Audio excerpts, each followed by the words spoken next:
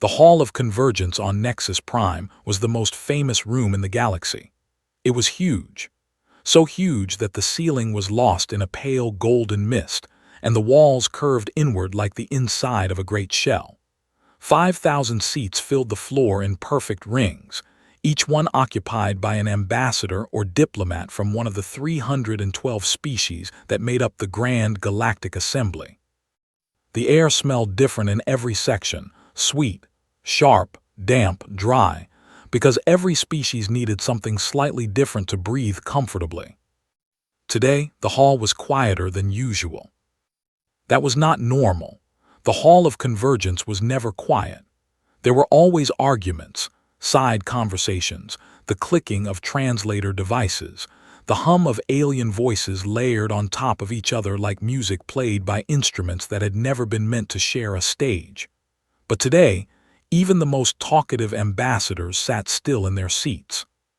Even the Prathali, who communicated through constant low vibrations and could not technically stop making sound, had somehow found a way to reduce themselves to almost nothing. They were all watching the stage. On the stage stood High Chancellor Oravel of the Serenthi. He was tall, nearly 3 meters, with pale silver skin and 4 dark eyes spaced evenly across his wide, flat face. He wore the deep blue robes of the Assembly Council, and a long chain of office hung around his neck, made from metals pulled from 12 different worlds. He had been Chancellor for 19 years. He had given hundreds of speeches in this hall. He had opened wars with words delivered from this stage, and he had closed them the same way. But he had never given a speech like this one. He cleared his throat. The sound traveled through the hall's perfect acoustics and reached every seat at the same volume. On behalf of the Grand Galactic Assembly, he began, his voice slow and careful, and on behalf of all 312 member species, I stand before this body today to deliver a formal and unconditional apology to the people of Earth, to humanity. He paused. In the 3rd row from the front, in the seat that had been empty for decades and had only recently been given a nameplate, sat Dr. Priya Menon. She was a small woman, brown-skinned, with dark hair pulled back neatly and a plain gray jacket with no decorations on it. No medals, no rank pins, no symbols of status. She held a thin paper notepad on her knee and a pen in her right hand. She had not looked up from the notepad when the Chancellor began speaking. She was writing something. Around her, the other ambassadors watched with open fascination. Some of them had never seen a human in person before. Humanity had been kept out of the assembly for so long that many of the younger diplomats had grown up knowing humans only as a strange story. The species that got rejected, that got sanctioned, that got laughed at in closed meetings and dismissed in open ones. The species that the assembly had decided, very early on, was too aggressive, too unpredictable, too emotional to be trusted with a seat at the table. The species that had saved the Veloxy anyway. Oravel continued. His speech was long. It covered the history of humanity's exclusion, the first application for assembly membership, submitted 104 years ago and denied without a formal review. The second application, 20 years later, denied again. The biological restriction clauses, which had quietly limited how many human colony ships could leave the solar system each decade. The trade sanctions. The locked gates of the Arkway network. The closed doors of the Galactic Medical Exchange. He named each one like a man reading from a list of sins, and his voice did not shake, but it was not comfortable either. He spoke for 40 minutes. When he finished, there was a pause. Then the hall filled with sound, not applause exactly, but the various alien equivalents of it. Stomping feet, clicking mandibles, low resonant hums, tapping of flat hands on hard armrests. 5,000 beings acknowledging what had just been said. Dr. Priya Menon capped her pen and looked up. She looked at the Chancellor for a long moment. Then she looked out at the hall, at the 5,000 faces watching her, at the cameras broadcasting the session to every corner of the known galaxy. She did not smile, exactly, but her expression was calm in a way that was almost harder to read than anger. She stood up. Protocol said she should wait to be recognized. Protocol said she should press the small amber button on her armrest and wait for the presiding officer to call her name. But she stood up, and somehow, no one moved to stop her. The presiding officer, a six-armed Kethara named Savin, looked at her for exactly 2 seconds and then simply nodded. She walked to the floor microphone. "Thank you, Chancellor," she said. Her voice was clear and unhurried. The translator devices carried it in 312 languages simultaneously. "The Assembly's apology has been heard by the people of Earth. We accept it." A soft wave of relief moved through the hall. Some ambassadors leaned back in their seats. The worst part, their postures seemed to say, was over. But Dr. Menon continued, in exactly the same tone, "The Assembly should know that the apology was step one." She let that sentence sit in the air. The hall went quiet again. A different kind of quiet this time. Not respectful, not ceremonial. Something more like the silence that happens when a predator walks into a room full of animals that had not seen it come through the door. "Step one of what?" Chancellor Orville asked. He was too experienced to show alarm on his face, but his 4 eyes had all fixed on her at once, which was a Serenthi habit that only happened when they were paying very close attention. "Of our list," she said simply. Then she picked up her notepad, walked back to her seat and sat down. She did not say anything else for the rest of the session. That evening in the residential tower assigned to the human delegation, Dr. Menon sat at a small wooden desk, real wood, brought from Earth, because she said it helped her think and read through reports sent from home. There were hundreds of them, updates from the needle path construction teams, logistics data from the coalition trade meetings, a personal note from Admiral Sira Voss, who was somewhere in deep space and said only, "On schedule." A brief message from General Akafer which said even less, "Ready when you are." She read each one carefully. She made small notes in the margins of her paper pad. Outside her window, Nexus Prime glittered with alien light. Ships moved in and out of the orbital docks in long, slow lines. Somewhere out there, the Assembly's intelligence teams were already trying to figure out what the list was. They would not find it, not yet. She thought about the hall today, and the Chancellor's voice, and the 40-minute apology, and the way the whole galaxy had watched and waited to see how humanity would react. They had expected gratitude, or maybe anger, some dramatic human outburst that would prove all their old assumptions right. What they had not expected was this: a small woman with a notepad, a calm voice, and a sentence that had traveled to every inhabited world in the known galaxy within minutes of being spoken. Step 1. She turned off the desk lamp and went to bed early. Tomorrow was going to be a long day. 3 years before all of this, no one had asked humanity to save the Veloxy. The Assembly's combined fleet had tried and failed. The strategists had run the numbers and said it was impossible. The Dracari warlords moved too fast, hit too hard, and had no interest in negotiation. Entire Veloxy cities had already burned by the time the Assembly officially declared the situation unresolvable.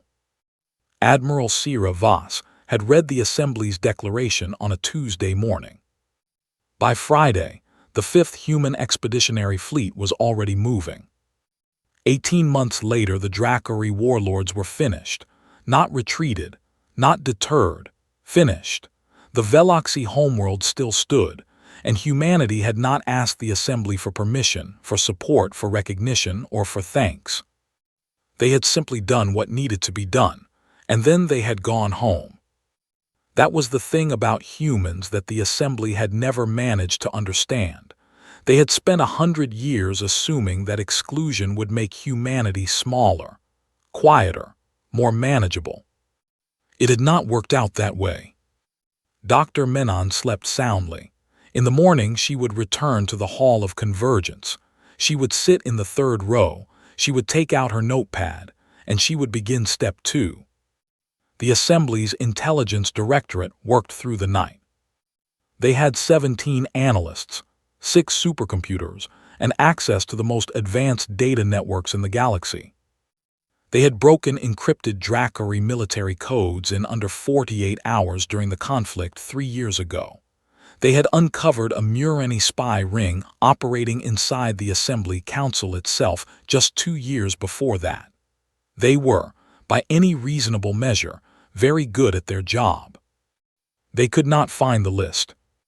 Director Hall, a thin, gray-furred Prathali who had run the directorate for 11 years, sat at the head of a long glass table at 3 in the morning and stared at the reports in front of him with the quiet fury of someone who refused to accept that they were losing.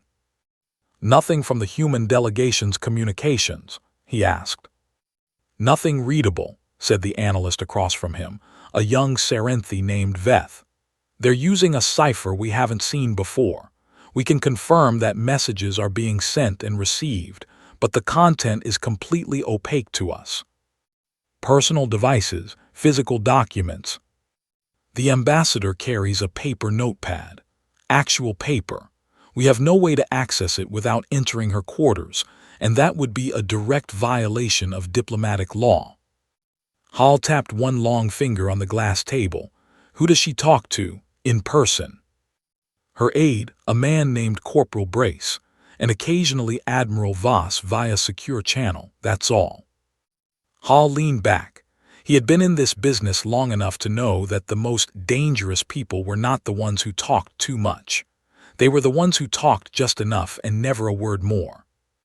"Keep trying," he said, though he did not believe it would help. Meanwhile, on the other side of Nexus Prime, Dr. Menon was already awake. She dressed, drank a cup of tea, real tea, also from Earth, because she said the Assembly's version tasted like warm metal, and sat at her wooden desk with her notepad open. She reviewed the list one more time, not because she had forgotten it, but because she liked the feeling of reading it with fresh eyes. It was clean. It was fair. Every item on it had a reason, and the reason was not revenge. That was important. She had been very clear about that in the months of preparation before coming to Nexus Prime. When Earth's government had first begun discussing what they would do after the Dracari campaign, some voices had wanted harder things. They had wanted to make the Assembly hurt, the way humanity had hurt during a century of closed doors. She understood that feeling. She had felt it herself in younger years. But she was older now, and she had thought about it carefully, and she had decided that hurt was not the goal. The goal was change, real change, the kind that lasted. The list was not a weapon, it was an invoice. She arrived at the Hall of Convergence at exactly the appointed time. The chamber was full again, though the mood was very different from the day before. Yesterday there had been ceremony and solemnity. Today there was tension, the kind that lives in the shoulders and the jaw, the kind that makes even practiced diplomats shift in their seats. They all knew something was coming, they just did not know what. Presiding officer Savin called the session to order and formally recognized Dr. Menon. She walked to the floor microphone the same way she had walked to it the day before, unhurried, without theater, as if she were simply going to check something on a list and come back. Which, in fact, was exactly what she was doing. She placed her notepad on the small lectern. She looked out at the hall. "Thank you," she said. "I will now present humanity's formal terms for normalized relations with the Grand Galactic Assembly." She paused for just a breath. "I want to be clear about what these are and what they are not. They are not punishments. They are not threats. They are the conditions under which Earth and its allied worlds are prepared to enter into full, productive membership in this body. They are reasonable. They are documented. And they are not negotiable in their core substance, though we are open to discussion about timelines and logistics." Another pause. First, full membership in the Assembly for Humanity, including a permanent seat on the Security Council and veto rights on military resolutions. A low wave of noise moved through the hall. This had been expected. Several ambassadors nodded. Second, reparations, not to Earth, to the 12 species that the Assembly has marginalized, exploited, or deliberately excluded over the past 2 centuries. The Veloxi, the Cathara, the low-caste Mureni, the others. She named each one. The amounts and forms of reparation are detailed in the document being transmitted to your delegations now. The noise in the hall got louder. A few ambassadors began speaking to their aides. Dr. Menon waited until it quieted, then continued. Third, the full dissolution of the biological restriction clauses. Every law, every regulation, every informal agreement within this body that was designed to limit human population growth, colonization, or movement through space is to be formally and permanently removed from the record. Now the noise was real. It was not quite shouting, but it was getting there. The restriction clauses had never been publicly acknowledged as targeting humanity. The official position was always that they were general population regulations. Dr. Menon saying the quiet part out loud in front of 5,000 witnesses, and a live galactic broadcast was not something anyone had expected. She waited again, calm, patient, like someone who had all day and did not particularly mind how long this took. Fourth, open and permanent access for all species, including humanity, to the Archway network. No application process, no approval committees, no fees. Open access. 3 ambassadors from the dominant species bloc stood up at the same time. Savin quietly asked them to sit down. 2 of them did. 1 did not. Dr. Menon glanced at him briefly and then returned to her notepad. Fifth, she said, and her voice did not change at all, but something in the hall changed anyway. The way pressure changes before a storm. A formal joint inquiry into the source of the funding and weapons that were provided to the Drakari warlords before and during their campaign against the Veloxi. The ambassador who had been standing sat down very quickly. 3 others in different parts of the hall stood up just as quickly and walked out. Their exits were noticed by everyone and commented on by no one, not out loud, not yet. Dr. Menon closed her notepad. These terms are not presented as a final ultimatum with a deadline, she said. We are prepared to give the Assembly 60 standard days to respond formally.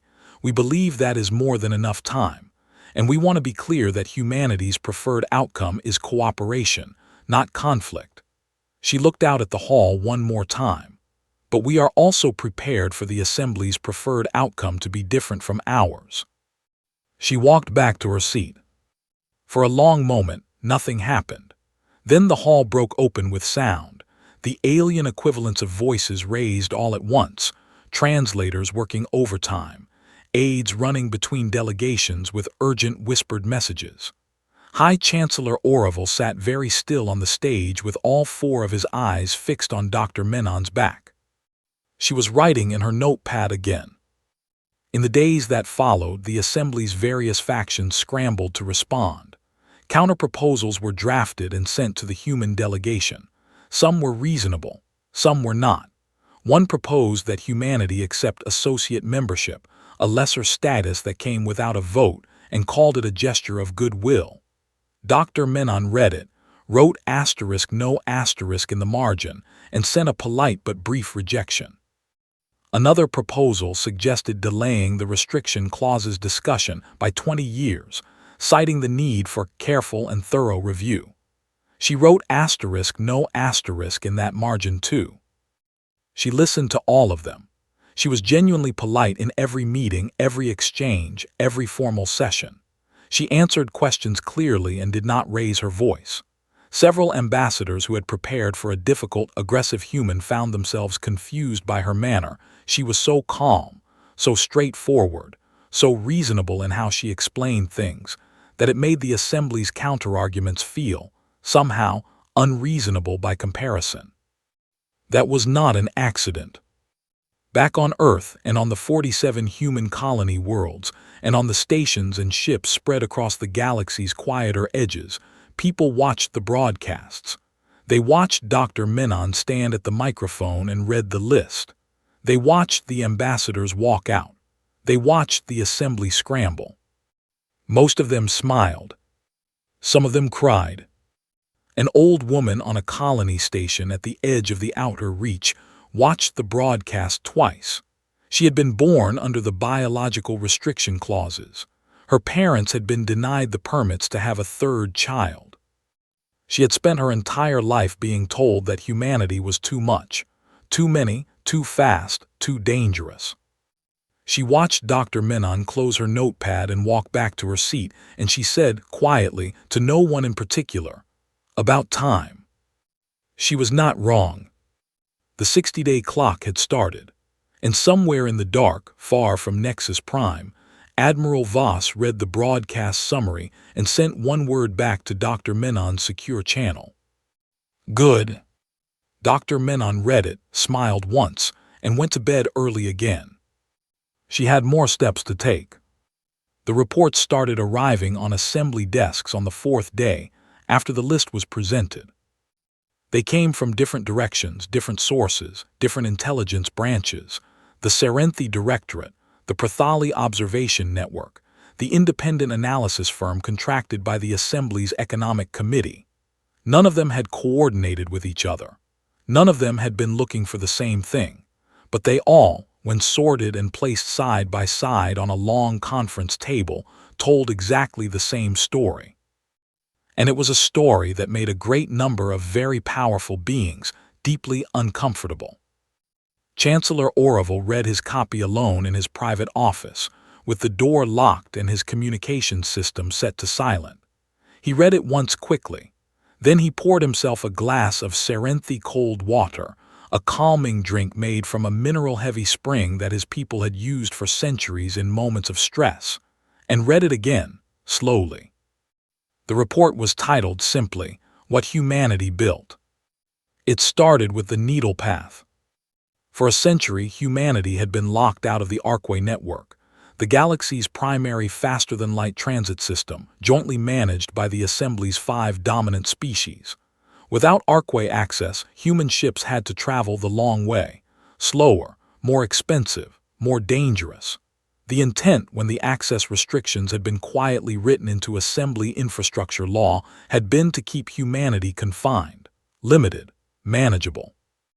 Instead, they had built their own network. The needle path system had begun as a rumor, dismissed by Assembly analysts as an exaggeration. Humans, they had said, did not have the technology. Humans, they had said, did not have the resources. Humans, they had said, were too young a spacefaring civilization to manage something on that scale. The report said otherwise. The needle path already had 231 active relay nodes spread across the galaxy. It was faster than the Arkway by an average of 14%, more difficult to intercept or disrupt, and required no central authority to operate. It ran on a distributed network model, meaning there was no single point of failure and no single authority that could shut it down. Not even humanity itself could shut it down now. It had been designed that way on purpose. The Assembly had spent decades using Arkway exclusion as a tool of control. That tool was now functionally irrelevant. The next section of the report covered medicine. Denied access to the Assembly's galactic medical database, humanity had developed its own xenobiology research program. They had been doing it quietly for 40 years, building knowledge through direct partnerships with the species the Assembly had itself ignored: the Veloxy, the Cathara, the scattered Murani communities. Without official data sharing, they had shared unofficially. They had traded information in small amounts, across back channels, over decades, until the sum of it added up to something extraordinary. 3 major Assembly species, including 2 of the dominant 5, had been quietly using human-derived medical treatments for the past decade. Not officially, not with acknowledgement. Their own medical establishments had incorporated the techniques under different names, with different attribution. But the work was human. The Assembly's own health networks had been drawing on knowledge from the species they had locked out. The report did not call this ironic. It simply stated the facts. The third section was economics, and it was the one that made Orville set down his glass. Humanity and its informal coalition of allied species, the ones that the Assembly had also pushed to the margins, now represented 18% of galactic gross domestic product. They had not done this through aggression or market manipulation. They had done it the slow way. Over decades, Earth had offered fair trade deals to species that the Assembly treated as afterthoughts. They had built supply chains with the Murani, who mined some of the rarest metals in the outer systems. They had established agricultural exchange with the Veloxi, whose homeworld soil produced compounds with no equivalent anywhere else. They had invested in Kethara shipyards when no one else would. They had been patient, and they had been consistent, and the result was an economic bloc that the Assembly had not noticed forming until it was already large enough to matter. 18% was not a majority, but it was not small either, and it was growing. The fourth section was the military one. Orville almost did not read it. He read it anyway. It did not give numbers. It did not give ship counts or weapon specifications or strategic doctrines. It simply described, clearly and briefly, what the Assembly's analysts had been able to observe about human military capability based on the Dracari campaign. They had watched the 5th Expeditionary Fleet operate for 18 months against an enemy that the Assembly's own forces had failed to stop in 11 days.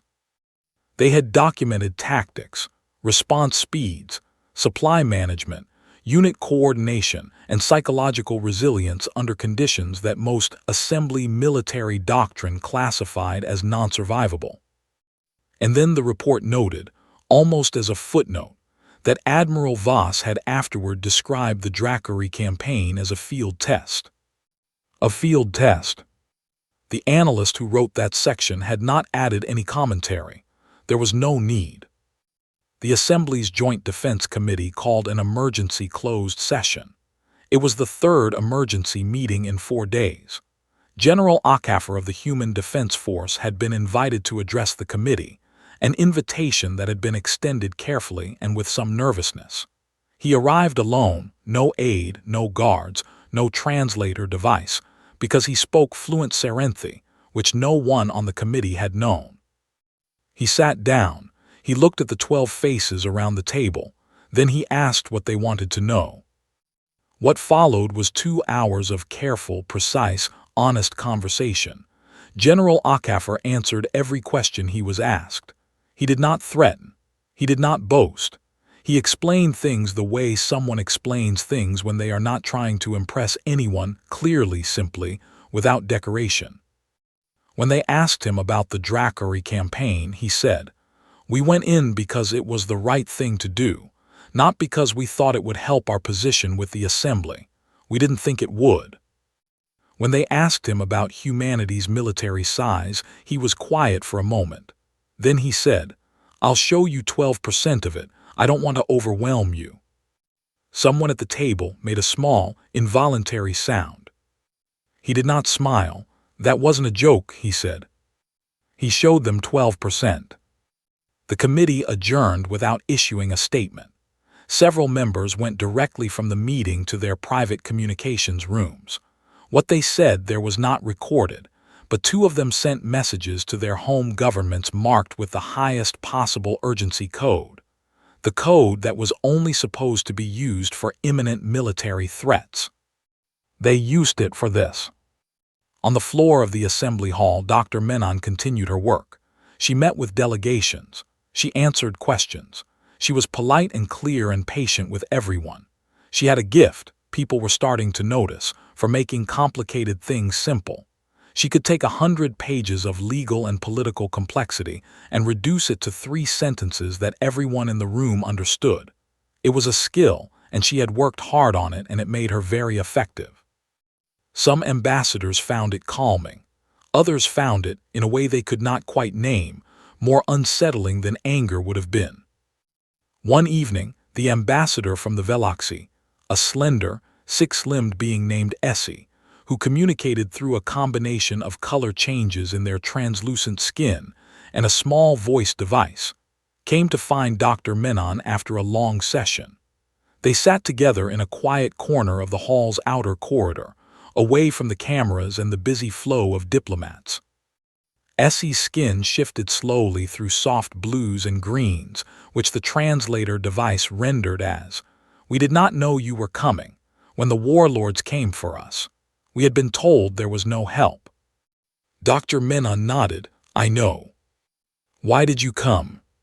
She thought about this for a moment, not because she did not know the answer, but because she wanted to say it right. "Because we have been told no our whole lives," she said. "We know what it feels like to call for help and hear silence. We weren't going to do that to someone else." Essie was still for a long time. Then their skin shifted to a warm, deep gold, the veloxy expression of something that did not translate exactly into any other language, but was somewhere between gratitude and the kind of feeling that stays with you for the rest of your life.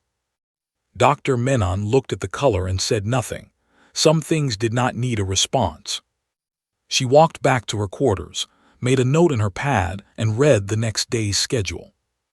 Step 3 was nearly ready, and Step 4, the one she had not talked about publicly yet, the one that was going to change everything, was already in motion. The joint inquiry began on the 31st day of the 60-day window. It had taken longer than expected to get it started. Several assembly factions had pushed back hard on the 5th item of the list, the investigation into who had funded and armed the Dracari warlords.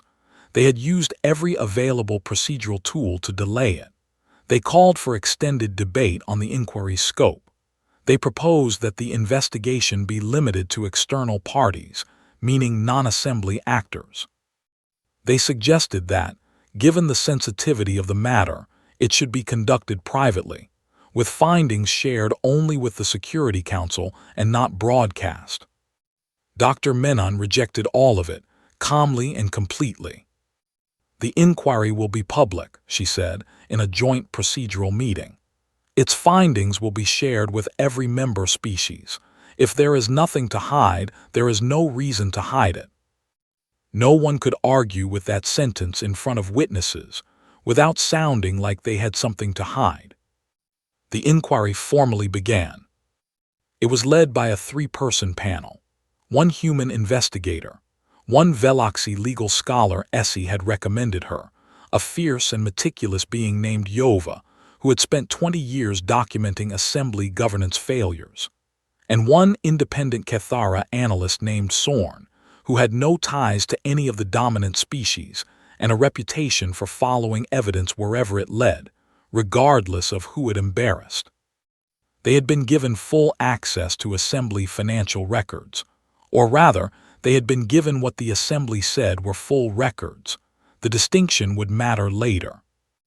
They started with what was publicly known. The Dracari warlords had launched their campaign with weapons that significantly exceeded what their own industrial base could produce. Analysts had noted this at the time and called it an anomaly. The Assembly's official position had been that the warlords must have acquired the weapons through black market channels, untraceable, unfortunate, nobody's fault. Yova pulled the black market theory apart in 6 days. The weapons weren't black market. They were too consistent. Black market procurement meant varied sources, mixed quality incompatible components. What the warlords had used was a standardized purpose-built arsenal, the same types of ships, the same energy weapon specifications, the same shield configurations across every unit of their fleet. Someone had ordered it to a specification. Someone had paid for it in bulk. Someone had delivered it on a coordinated schedule. This was not opportunistic arms dealing. It was a supply contract. Sorn followed the money. It was not easy. Whoever had arranged the financing had been careful. There were layers of shell organizations, transferred accounts, transactions routed through intermediary species that had no idea what they were processing.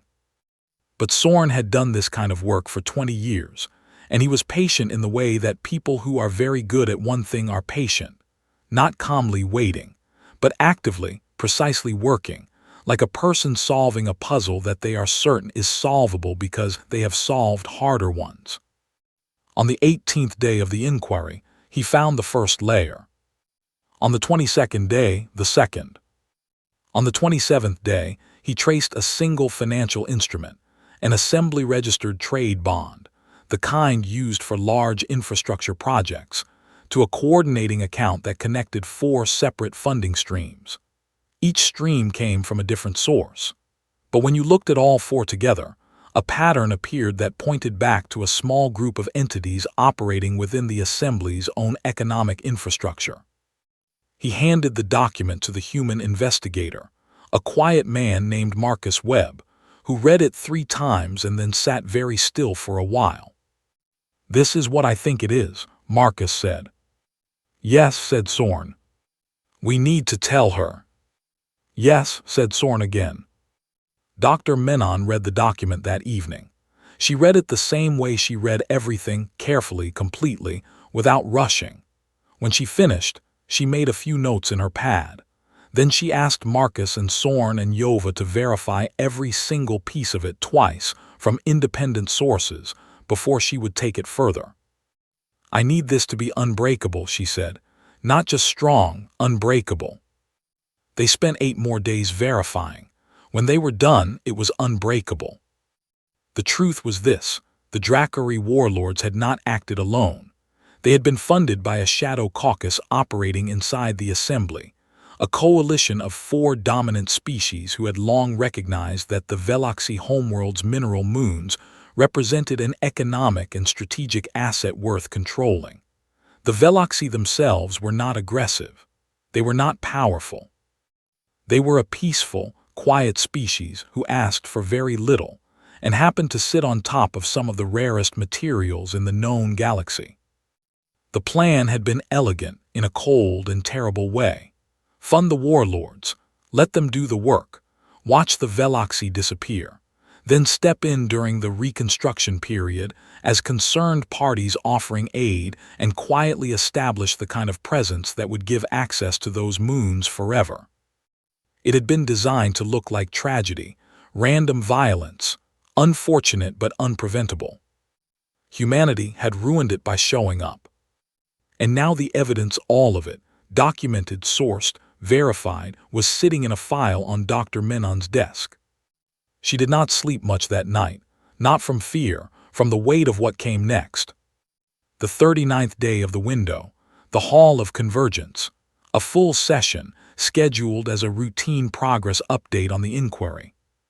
Dr. Menon walked to the microphone. She had no notes in her hand this time. She had memorized everything she was going to say because she wanted to be looking at the hall when she said it, not at a page. "The joint inquiry has reached its findings," she said. "I will now present them." She started with the weapons. She explained the standardization, the supply contracts, the logistics. She named the intermediary organizations and how the money had moved through them. She was clear and precise, and she did not use language that could be misunderstood. Then she named the 4 species.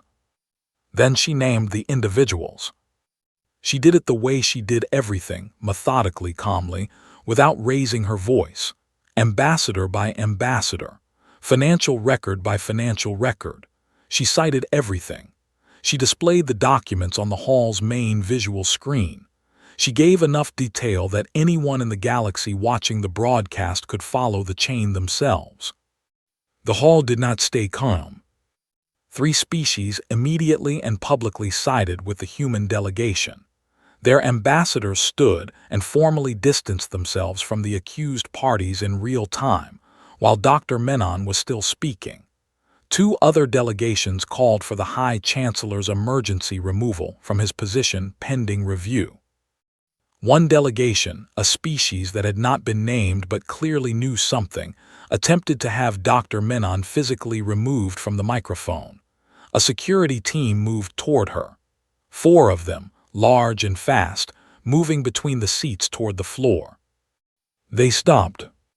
They stopped because 12 human soldiers materialized from apparently empty air in the gallery above, stepping out of stealth suits that had made them invisible for the entire session, raising their weapons to a clear ready position and doing absolutely nothing else.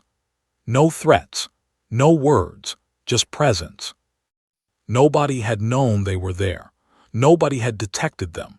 They had been sitting in that gallery since before the session began.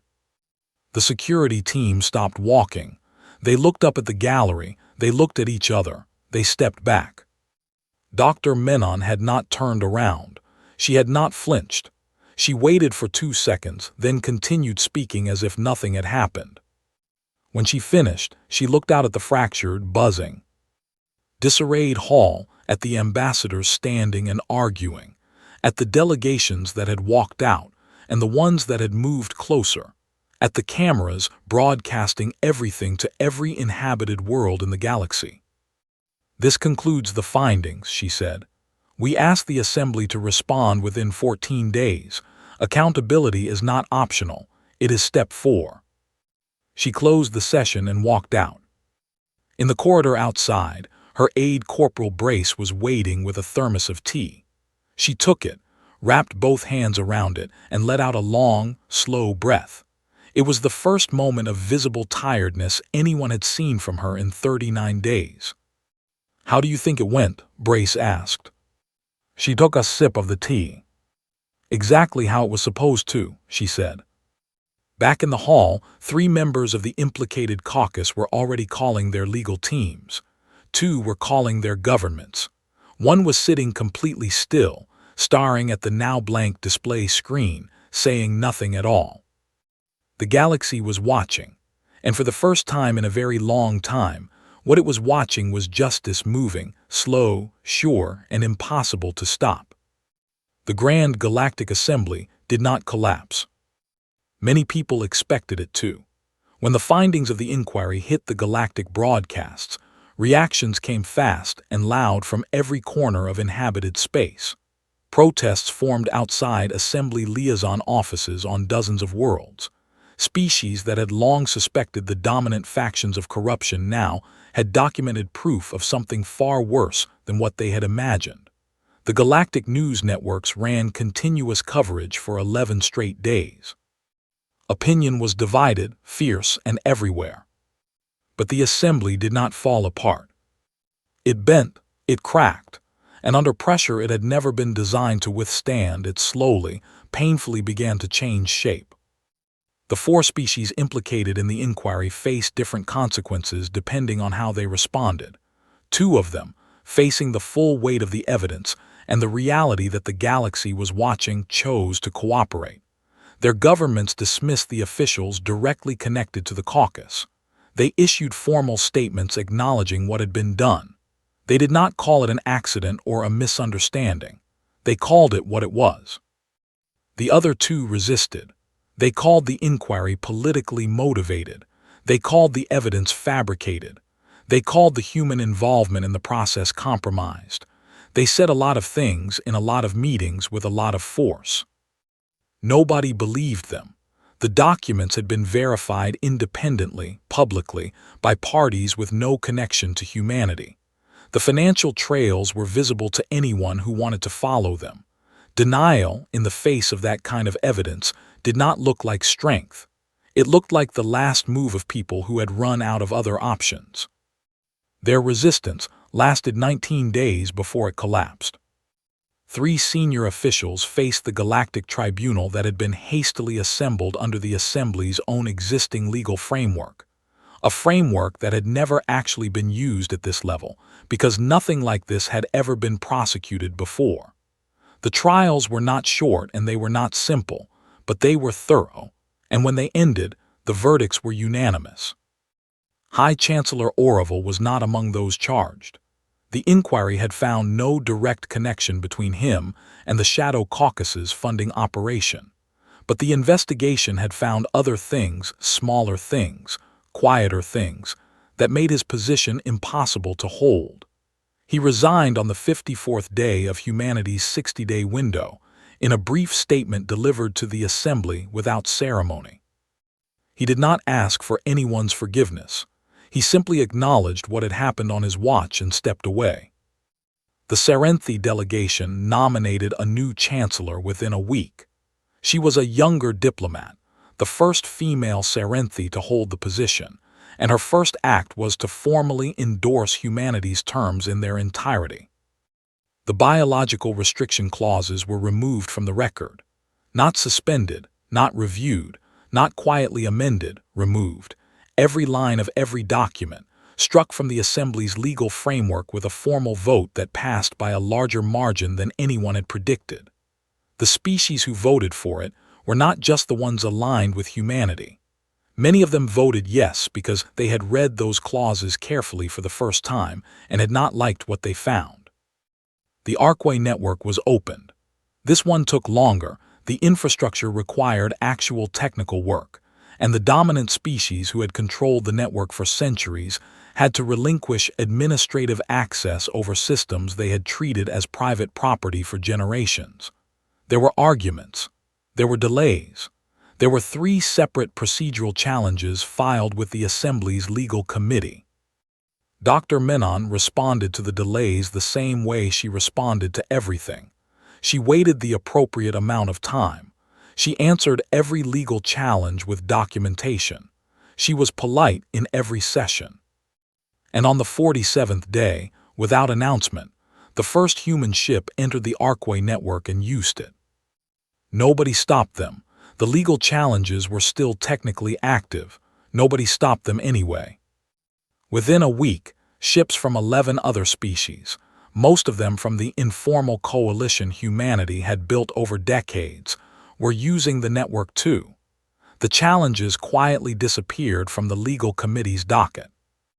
The reparations process was slower and more complicated, as it always is when money changes hands at scale between governments that have spent years pretending certain things did not happen. But the framework was established, the amounts were agreed upon, and the first transfers were made within the 60-day window, which Dr. Menon had specified as a condition. The Veloxy received the largest allocation. Their ambassador, Essie, sat in the hall when the vote confirming the amounts was passed, their skin shifting through long waves of deep gold. The Assembly's formal name changed. Not immediately, not by grand decree, it happened gradually through usage, the way names change when old ones stop fitting. People began calling it the Conquered of Worlds, first in informal conversations, then in press coverage, then in official documents. By the end of the year, the old name was still technically on file somewhere, but no one used it. Humanity formally joined the Conquered as a full member, with a permanent seat on the Security Council and full veto rights on military resolutions. The vote was not close. Dr. Priya Menon was elected to chair the Conquered Security Council 3 months later. The election was not contested. Even the delegations that had fought hardest against humanity's terms voted for her in the end, partly out of pragmatism and partly, some of them admitted privately, because they could not think of anyone better suited for the job. Her inaugural address was 4 minutes long. She thanked the Veloxy, the Cathara, the Mureni, and every species that had survived the old order by enduring it.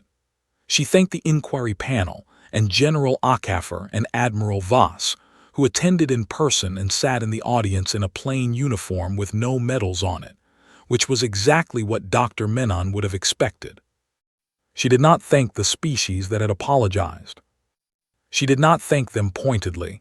It was not a snub, it was not a statement. She simply did not include them in the acknowledgments. Some people noticed.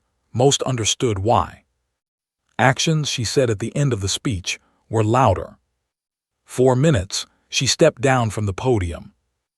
After the ceremony, in the long corridor outside the main hall, a young Serenthi diplomat approached her. He was barely an adult by his species reckoning, thin, wide-eyed, with the slightly uncertain posture of someone who was still learning how to be the size they were. His name was Veth, and he had been an analyst for the Intelligence Directorate at the beginning of all this, one of the ones who had spent 3 sleepless nights trying to find the list and failed. He had since transferred to the diplomatic service. He had been trying to find the right moment to ask her something for weeks. Ambassador, he said. She was still called ambassador because that was the title she preferred even now. May I ask you something? Yes, she said. He collected himself. How did humanity endure it? 100 years of being told no, being locked out, being treated the way you were treated. How did you endure all of it without breaking, without becoming? He searched for the right word. Without becoming what the assembly said you were, angry, dangerous. She looked at him for a moment. He was young and the question was genuine, and she took it seriously. We did get angry, she said. That's not something I'll pretend didn't happen. There were voices that wanted to respond differently, harder. There still are, she paused. But most of us, most of the time, were too busy. He waited. Building, she said, the network, the trade agreements, the medicine, the coalitions. Every year that the assembly said no, we asked ourselves what we needed that we didn't have, and then we went and built it. That's not a strategy. It's just what you do when no one will give you what you need. She almost smiled. You stop waiting for permission. Veth was quiet for a moment. Then he said, I was one of the analysts who tried to find the list. Before you presented it, we couldn't. I know, she said. How did you know we were trying? Because you were smart, she said. I would have tried too. He considered this. Why paper, the notepad, when everything else is digital? She looked at him for a long second. Then she did smile, small, real, and just for a moment. Because no one hacks paper, she said. She walked away down the corridor, and Veth stood and watched her go, and made a note in his own digital device. Start carrying paper. Somewhere at the edge of the galaxy's habitable arm, far from Nexus Prime and the conquered halls, and the long, slow work of making new things from broken old ones, a small automated beacon blinked to life. It was the first node of the needle path's expansion beyond the arm, a direction no species had gone yet, into the quieter dark beyond the map systems. It had been placed there 6 months ago, before the apology, before the list, before any of it. Placed there by a construction crew who had done the work and gone home and not told anyone, because nobody had asked. It pulsed once, steadily, sending its signal out into the new dark. Nobody was out there to receive it yet. But they would be. Humanity had never needed anyone's permission to move forward. It had never needed anyone's approval to build. And now, with the doors finally open and the old walls finally down, the galaxy was going to find out what that actually meant, not as a theory, not as a fear, but as a fact, lived and growing, reaching further every year into places that had no names yet. The beacon pulsed again. The dark held its breath. And somewhere between the stars, humanity kept going.